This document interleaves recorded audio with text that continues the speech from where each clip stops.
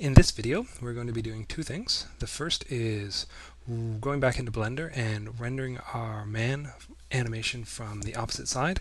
This will allow us in the game to have the figure walking both left and right. Then after that, we'll be taking all our outputted files and stitching them together into something called a sprite map. I'll describe more of that later. For now, let's stay in Blender and just flip the camera to the other side here.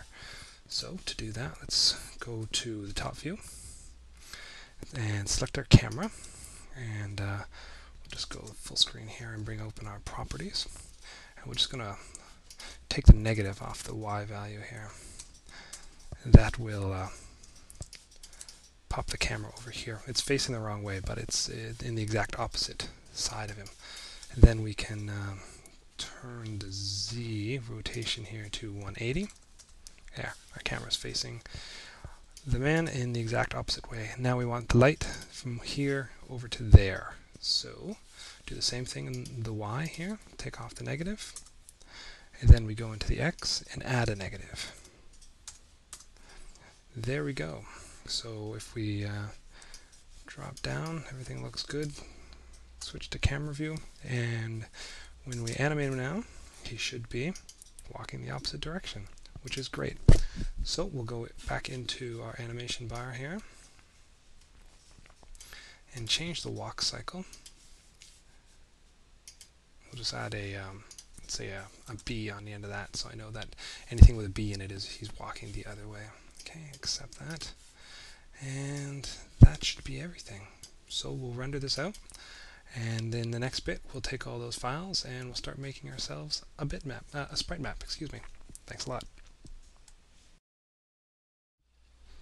Okay, we're finished with our work in Blender for the time being. What we've done there, of course, is rendered out two animations.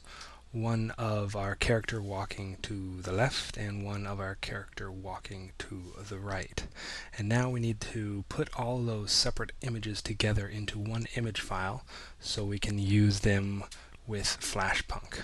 So I'm actually going to be doing most of this work inside Ubuntu. The reason for this is I find that the program I'm using called ImageMagick works quite well in the Linux environment. You can get it to work in both the PC, Microsoft, and in the Mac, but it works very well inside Ubuntu. So I have it installed on my system anyway, so that's what I'm using. If you don't have access to a Linux box, then like I said, you can get the program to work in both of those other systems. And I should be putting a link in around this video so you can find that program. So I've put a walk cycle here. You can see all the different characters in there. And then this is the character walking the other way. And if I just open up one of those images here, you can see he's actually much bigger than that. If I go full screen here, or just normal size, you can see how much larger he is. So I need to make the characters smaller, and I need to stitch them all together in a way that Flashpunk expects. So let's go back to our browser here. Oops. Go back to our terminal. So the ImageMagick program, specifically the montage, is a command line program. And if you're not comfortable with command lines, then well, I'm not sure. ImageMagick might come with a graphical interface version, but this tutorial, or this video, will show you how to use the command line version. So I'm just going to do an ls here, and I'll show you that I have the two directories here, and I'll change directories into the first one. Do an ls, and you can see all the individual files listed there. So I'm going to quickly just show you what montage does here with hardly any work at all. This is a really amazing program. It's specifically designed to take a whole bunch of files and combine them into one bigger file, almost like a thumbnail.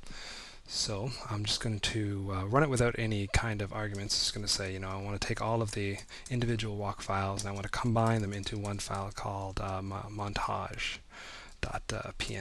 Oops, PNG. And I'll just let that run. Okay, it's done. Just go back and you see a new file has been created here. And I'll just open that up, and you can see that it's taken all those smile files and stitched them together into one file. And I'll just switch to normal size here. But there's a couple things wrong with this. One, the characters are too small. I want them to be about 50% bigger than that. And also the transparency has been lost. The background's now white, and I want the background to be transparent. So I'll fix those two things with a few adjustments to the command line here.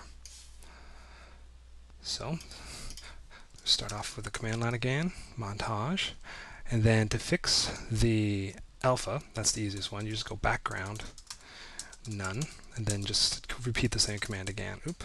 Walk, and then put the asterisk on there, so that will pick up all the files that have walk in the name, and then combine them again into a file called montage PNG. Good.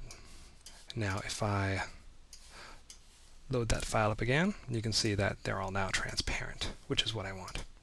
But they're still too small, so let's fix that next. Okay, so start with montage, background none, and then we're going to use a command called geometry. A property called geometry.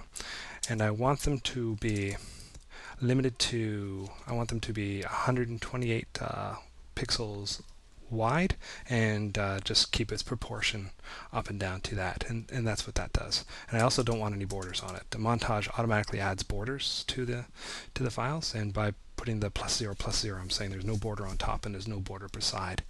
And then we'll just do walk and montage PNG, and just let that run for a second. Go into our file here, load that up again. Let's take a closer look. So go view, normal size. See, that's a good size, and they're all transparent, and they have no spacing between them, so Flashpunk will be able to use this file quite easily for its sprite map. So I'm going to go to the other directory now and do the same thing. So cd up ls, go walk b. I just want to repeat that command. I'm just pressing the up arrow key, and that'll just cycle through my last commands. And B, montage, just run the same thing. That's done now, and I think I am too. So I'll just go back up to the parent directory into walk B, and you see that it's created the same file, but walking the other way. It's a really handy program, and I really encourage anyone to learn the syntax of it. It's just really powerful for image manipulation tasks like this. It just saves you so much time. You could manually go into a program like Photoshop and put all these together, but if they're up by 1 pixel or to the side by 1 pixel, your animation looks terrible. So this just ensures that the sprite map works perfectly.